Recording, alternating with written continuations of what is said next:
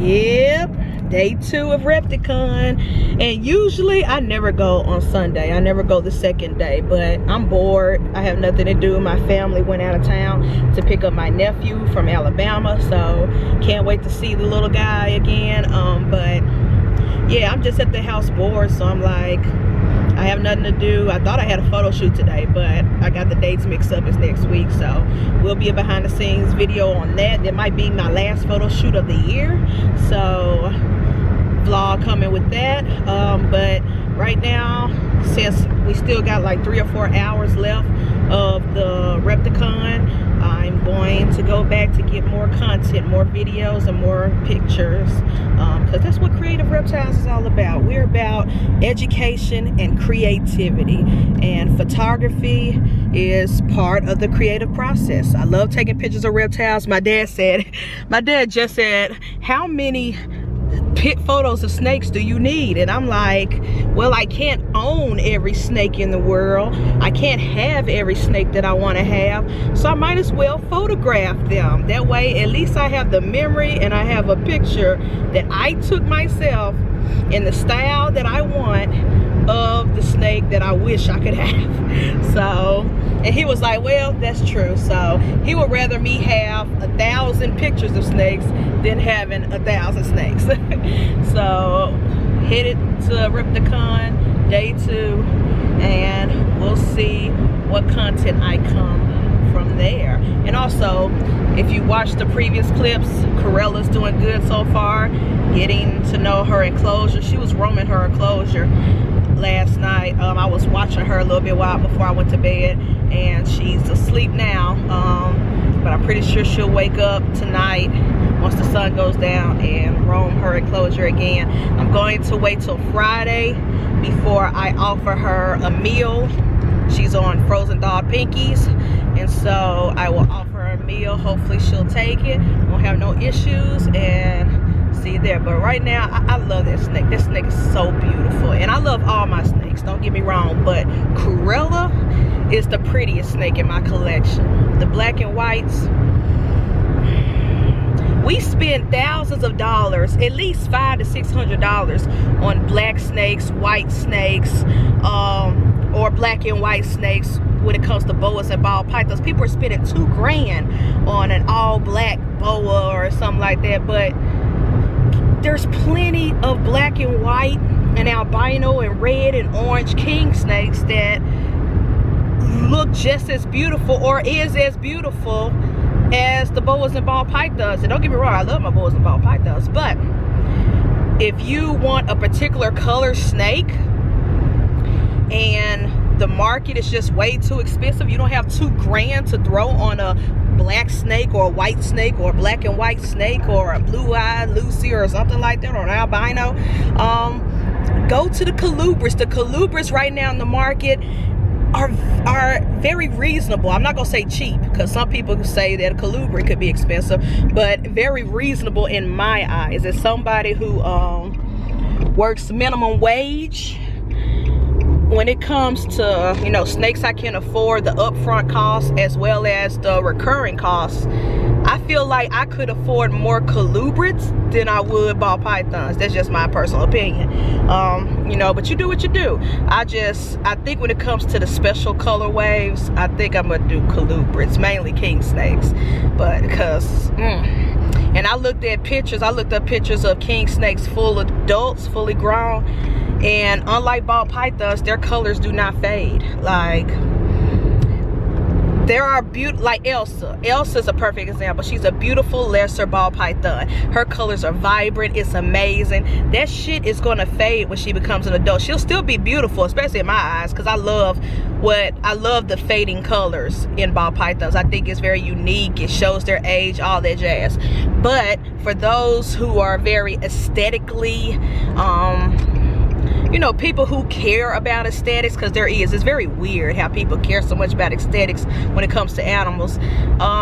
King snakes, at least the colubrids that I've seen online, as adults do not lose their colors, or they don't lose it as quickly. You know, the black, like the Mexican black king snakes, for example. Mexican black king snakes, you see pictures of them as babies, you see pictures of them as adults.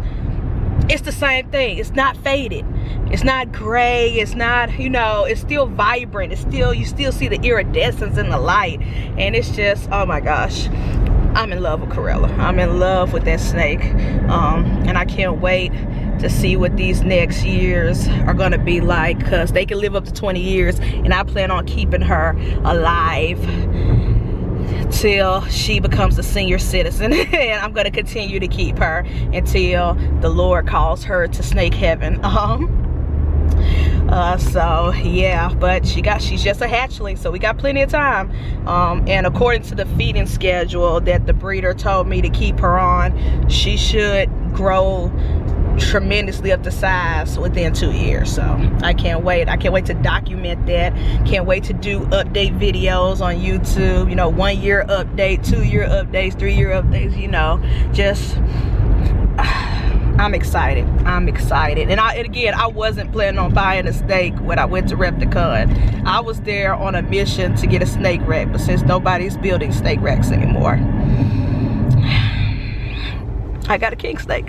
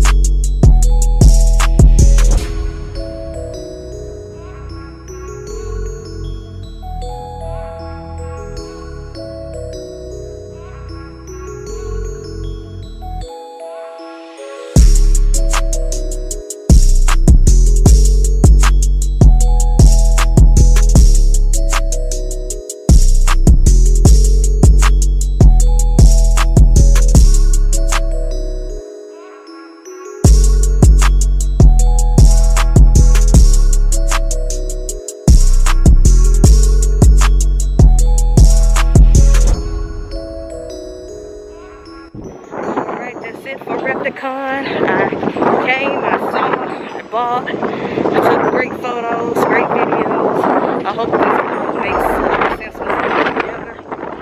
It's a little windy out here, but it's not cold. Not cold at all. I think it's like 68, 69 degrees. But very windy.